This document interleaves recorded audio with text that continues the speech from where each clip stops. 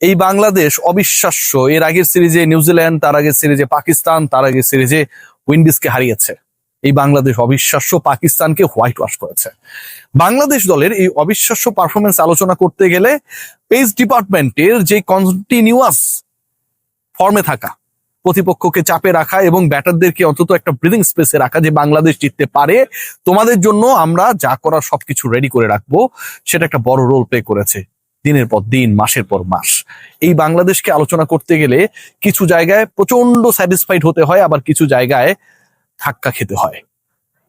আজকে আলোচনা করব বাংলাদেশের এই ওয়ানডে সাইডটা, যারা বিশ্বকাপে সরাসরি খেলা নিয়ে একটা অনিশ্চয়তার মধ্যে ছিল।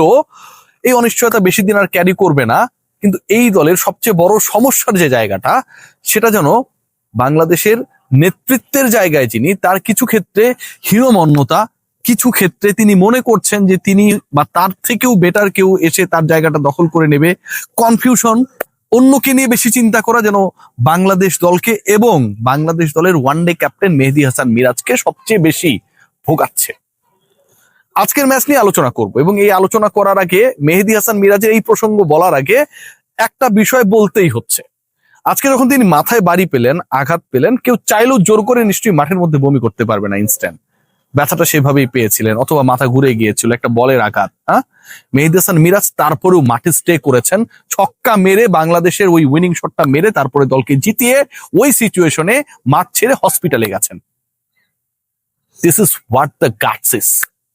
মেহেদী হাসান মিরাজের এই গাটসটাই আমরা আসলে চাই একজন নেতার, একজন ক্যাপ্টেনের, এবং একজন নেতা বা ক্যাপ্টেন হিসেবে তিনি তার সতীর্থদেরকে যেভাবে প্রতিপক্ষের এগেনস্টে ব্যবহার করবেন, ঠিক সেই জায়গাটায়।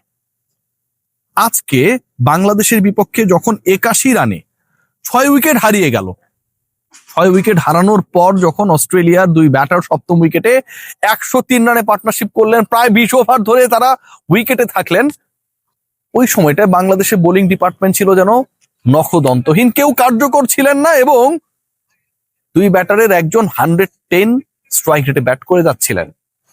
যখন কেউ কার্যকর ছিল না, ঠিক তখন আপনি আপনার sixth bowling option Mosaddek Hossain Saikat, যিনি আগের ম্যাচে 2 উইকেট নিয়েছিলেন, 10 ওভার বল করেছিলেন, 37 রান দিয়েছিলেন, এবং ইম্পর্টেন্ট টাইমে ব্রেক থ্রু দিয়ে বাংলাদেশের ম্যাচ জয়ের ক্ষেত্রে একটা বড় রোল প্লে করেছিলেন, সেই মোসাদ্দেক সৈকত দলে থাকার পরও, ফিল্ডিং এ থাকার পরও, স্কোয়াডে থাকার পরও, শেষ পর্যন্ত 100 রানে পার্টনারশিপ হয়ে যাওয়ার পরেও বল হাতে পেলেন না, যতক্ষণ না পর্যন্ত বাংলাদেশের বোলিং ইনিংস টাচ করেছে 39 ওভার। মেহেদী হাসান মিরাজের ক্যাপ্টেন্সি, মেহেদী হাসান মিরাজকে নিয়ে সমালোচনার কমন ফ্যাক্টর যেটা, যেই সমালোচনা সাংবাদিকরা করে, সমর্থকরা করে, সংগঠকরা করে, সবাই করতে পারে, সেটা হচ্ছে তিনি নিজেকে খুব বেশি ইনসিকিউর মনে করেন এই দলে।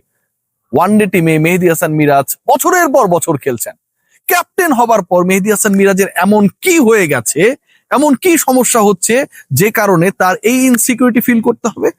মোসাদ্দেক সৈকত দলে আছে দেখে আমি বাদ পড়ে যেতে পারি, ও ভালো করলে, আমি খারাপ করলে সমালোচনা হতে পারে।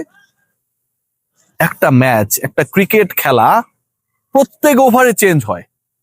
মেহেদী হাসান মিরাজ আজকে যখন মাঠ ছেড়েছেন, ছক্কা মেরে দলকে জিতিয়ে বমি করার পরেও মাঠে থেকেছেন, দলের স্বার্থে নিজের জীবনের দিকে না তাকিয়ে, হসপিটালাইজ না হয়ে আরো প্রায় 10 মিনিট খেলাটা চালিয়ে গেছেন।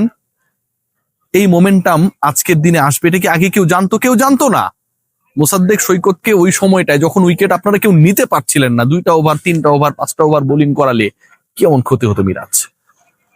গ্রেট ক্রিকেটার, পারফর্মাররা একই সাথে কি দলে কখনো থাকতে পারে না? একজন পারফর্ম করলে আরেকজনকে আউট হয়ে যায়, মানে এটা কোন সূত্র? ডেফিনেটলি পুরো ধারণাটাই রং যদি আপনি আপনার দলের পেস অ্যাটাকের দিকে তাকান। পেস ডিপার্টমেন্টে Mustafiz performer, the real hero, কখনো কি তাসকিনের প্রেজেন্সের কারণে, নাহিদ রানার উঠে আসার কারণে নিজেকে ইনসিকিউর ভেবেছেন? কখনো ভেবেছেন? কখনো ভাবেন নাই। তাসকিন অলওয়েজ তার কাজটুকু করেছেন, মুস্তা তার কাজ করেছেন, রানা তার কাজ করেছেন। মিরাজ আপনি আপনার কাজ করবেন, মোসাদ্দেক তার কাজ করবে। আপনার দায়িত্ব ক্যাপ্টেন্সির জায়গায় সেই কাজটা আপনি সুনিপুণ ভাবে করবেন। কেউ আপনার জন্য থ্রেড হয়ে যেতে পারে, মাথার মধ্যে এই আলগা টেনশন করতে গিয়ে আজকে আপনি ক্যাপ্টেন্সি ওয়াইজ যেভাবে দলকে একটা বিপদের মধ্যেই ফেলে দিয়েছিলেন ওই পার্টনারশিপটাকে অ্যালাউ করে, বাংলাদেশ হেরে গেলে এই দায়টা পুরোটা আপনার উপরে পড়তো। বাংলাদেশের ব্যাটিং এর মিডল অর্ডারের যদি জায়গাটা দেখি আমরা, সেটা কত বড় বড় ক্রিকেটার একসাথে খেলতেন এবং তারা সাফল করে খেলতেন। কখনো সাকিবের জায়গায় রিয়াদ খেলতেন, মুশফিক 6-এ চলে গিয়েছিলেন, যেটা আবার সাকিবের জায়গা, কখনো সাকিব উপরে খেলতেন।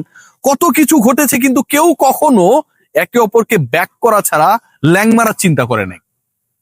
মুশফিক ভালো পারফর্ম করলে সাকিব কখনো নিজেকে অনিশ্চয়তায় ফেলে নাই, অনিশ্চিত মনে করে নাই। রিয়াদের খারাপ সময়ে বাকি সব ক্রিকেটাররা তার পাশে দাঁড়িয়েছিল, বোর্ড না দাঁড়ালেও। মেহেদী হাসান মিরাজের জন্য আমার সত্যি আফসোস হয় যে আপনি যেই ক্রিকেটটা খেলবেন, আপনার যে স্কিল রয়েছে, আপনি আপনার মেধা, আপনার দক্ষতা, আপনার স্কিল নিয়ে টেনশন না করে অমুক ক্রিকেটার কি করতে পারে তারে নিয়ে টেনশন করেন। এই যে অমুক ক্রিকেটার তমুক জায়গায় পারফর্ম করলে আপনার ঝামেলা হয়ে যাবে, এই টেনশনটা মিরাজ আপনার ব্যক্তিগত পারফরমেন্স এবং as the captain, as the leader of the team, captain wise পারফরমেন্সকে দারুণভাবে, বাজেভাবে প্রশ্নবিদ্ধ করছে। বুঝতে পারছেন কি? আপনি সেই ক্যারেক্টার, যেই ক্যারেক্টারটা আজকে আপনি শো করেছেন ওয়াইল বাংলাদেশ ব্যাটিং। আপনি মাঠে ছিলেন, আপনি ছক্কা মেরে ম্যাচ জিতিয়েছেন, আপনি মাথায় বল লাগার পরও মাঠ ছাড়েন নাই। This should be your character. আপনি যখন নেতা, যেই ক্রিকেটার আপনার প্রতিপক্ষের এগেনস্টে সফল হবে আপনি তাকে কাজে লাগাবেন। সে উইকেট পেলে, আপনি উইকেট না পেলে আপনার অবস্থানটা খারাপ হয়ে গেল, এই ফেসবুকীয় চিন্তা থেকে মেহেদী হাসান মিরাজ আপনার বের হওয়ার সময় এসেছে। Good luck to you and your team.